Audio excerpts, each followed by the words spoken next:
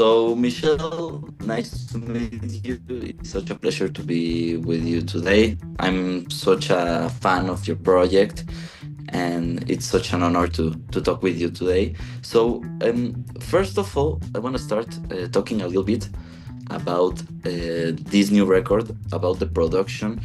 When I was listening to this record, I listened to a lot of like orchestra. A couple of songs have like a pretty distinctive guitar. Can you tell me a little bit about the process of making this new record?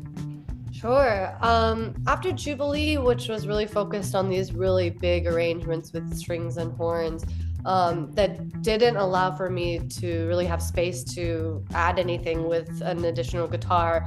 I knew I wanted to have a really guitar focused record and sort of return to that kind of first love and introduction to songwriting. I was also really influenced, honestly. I think the record I listened to the most in 2023 and probably 2022 and maybe the last 10 years was Sufjan Stevens' Carrie and Lowell. And I really loved that you could have really compelling, memorable, profound music that was quite quiet. And I loved just the sound of interlocking finger-picked guitars. I knew I wanted that to be a major feature on the record. And so that also informed a lot of the decision to work with Blake Mills, who's kind of known for his really singular guitar playing.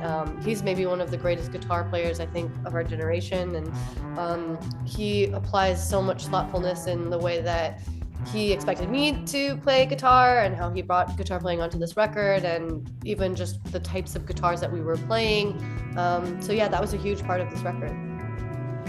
I love that you mentioned the guitar because one of my favorite moments in the last like 5 years in music is in finishing the Jubilee in Posing for Cars when you do the guitar solo. For me, it's like so amazing. And listening to this album and listening that you put that thought and that focus on the guitar for me was so like I don't know. It was great. Can you tell me a little bit about your tone? I was watching that you were playing like a jazz master in this record. You keep playing with this guitar, or what do you do with the guitar? Gosh, honestly, I didn't play much electric guitar on this record. Blake kind of kept putting acoustic guitars in my hands, and I couldn't even tell you which guitars I was playing because it was.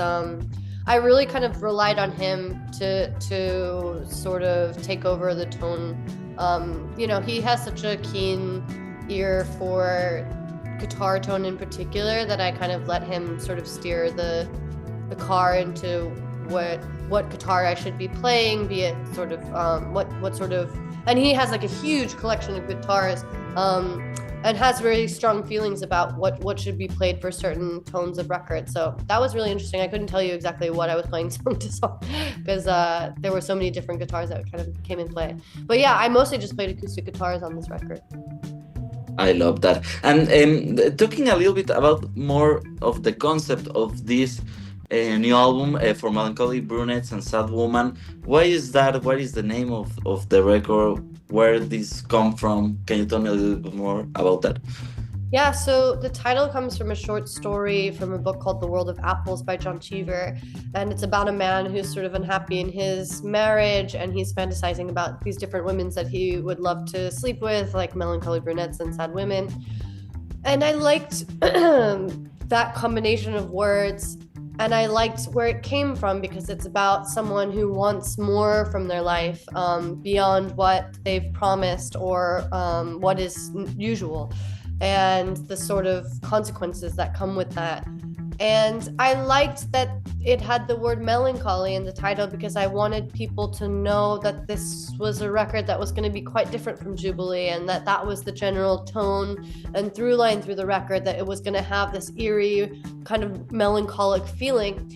And it also felt kind of romantic and self-serious and tongue-in-cheek in a way that felt really appropriate for this album. And why do you decide to do this album a little bit more melancholic? Why do you decide that focus for this record? I think because I had toured and promoted an album about joy for 3 years. I always want to do something really different after I spend a lot of time. So, and something really unexpected. So I felt like a very different, unexpected pathway from joy was melancholy. And it was also just kind of how I was feeling at this age and time. It's not a violent emotion, it's kind of a pensive, brooding state, which honestly feels like my normal state. Yeah, I can relate. Like, I listen to a lot of melancholic music, and when I was listening to this record, I catch a lot of like influences from this type of music, and personally, I love it. Oh, thank you. No worries, thank you. So talking a little bit about the visual part, for me, when I think about Japanese breakfast, I think about the album covers. I think about like the visual part of the project. Can you talk me a little bit about how you do that part of the albums? Yeah, I think that similar to thinking about the last record, wanting to do something really different with the sound, I also think about doing something very different with the visuals. So for Jubilee, it was very yellow, much brighter, happier palette. And I knew I wanted to do something darker and something that was melancholic and felt also very romantic. And so the cover I knew was going to be darker colors. It's this very, very dark green. And I liked this idea that it looked like a painting. And I had seen many different paintings of melancholic women sort of hunched over different tables at cafes. And I liked the idea of being physically on the cover, but also not showing my face. Because I think that's sort of how the record sounds to me too. It's kind of more introverted. And Jubilee, I'm sort of staring right at the camera and making this sort of big, loud statement. And this record, I feel it's quieter and more introverted, more thoughtful and pensive. And so I wanted to make a cover that encapsulated that. And then on the table, I wanted it to feel like a still life painting where all of the objects on the table are symbolic of something. So I wanted to have all of the objects on the table remind you of a lyric that shows up on the record. So there's a bowl of liver that references a lyric on Here Is Someone. And there's a bowl of milky broth and oysters that represent lyrics on Orlando in Love. There's also honey water and flowers in a vase like Winter in LA. So yeah, I really liked having those kind of thoughtful symbols on an album cover. And now that you mentioned a couple of songs, for me it stand out when I was listening to the album. There is a lot of songs that could be singles, but right now on publicly are Orlando in Love and Mega Circuits. Why choose that two songs and not other songs like, I don't know, Honey Water, for example? I mean, it was really tough. I really love Honey Water, and I definitely wanted that to be a single at some point in time. I really felt that Orlando in Love felt like the thesis statement for the album, both lyrically and visually, of what I wanted to do for the music video.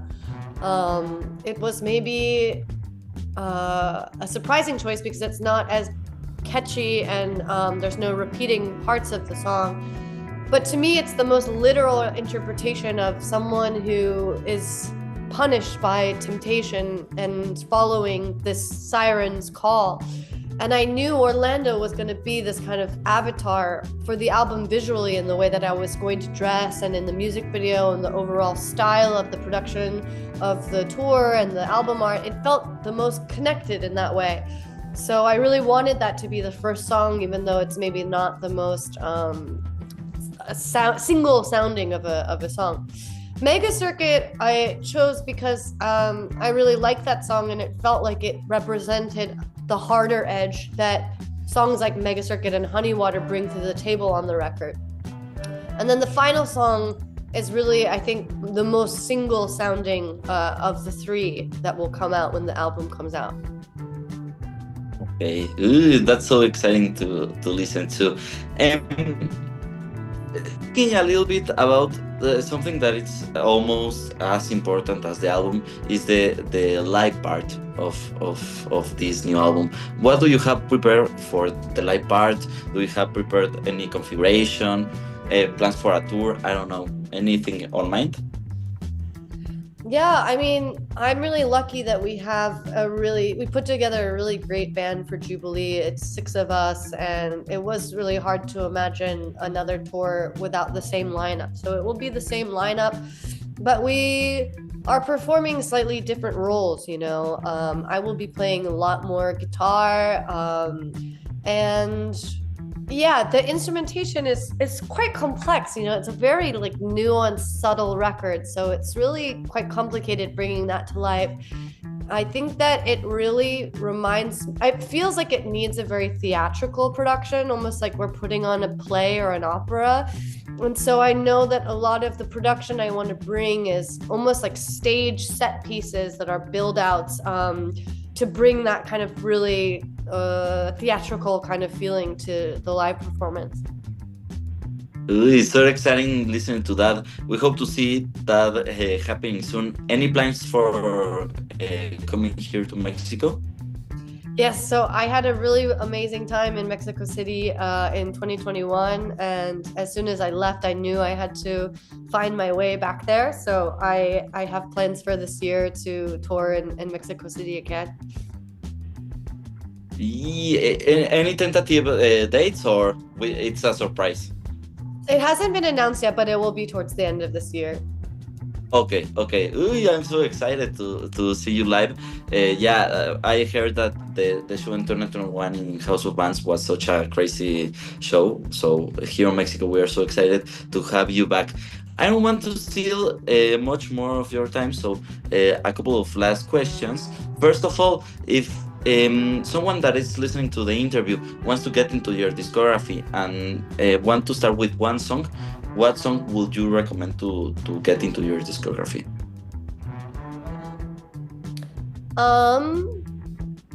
Well, I would hope that honestly, I mean, because I'm promoting the new record, I think Picture Window is a really great song to introduce you to this record once it comes out in March.